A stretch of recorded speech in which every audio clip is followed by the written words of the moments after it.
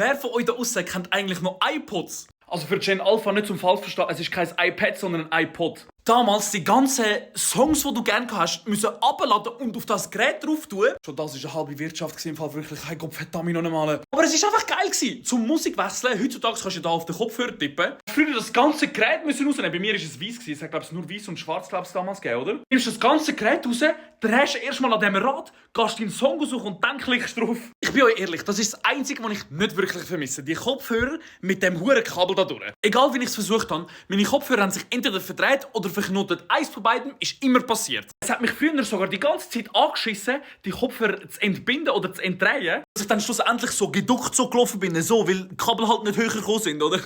Schreibt mal in den Kommentaren, ob ihr auch so einen iPod habt und wenn ja, was für einen? Oder sind ihr noch ältere Generation Nokia gewesen? Das beste Handy jemals habe ich einfach verpasst, da bin ich noch nicht auf der Welt gewesen, das muss ich ehrlich sagen.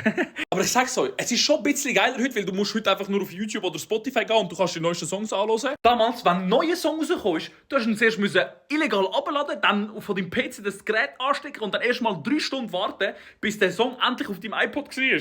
Wer von euch hat einen gehabt? Schreibt es mal in den Kommentaren. Irgendwie vermisse ich schon das Ding, auch wenn es ein bisschen scheiß Arbeit war, aber ich vermisse es wirklich.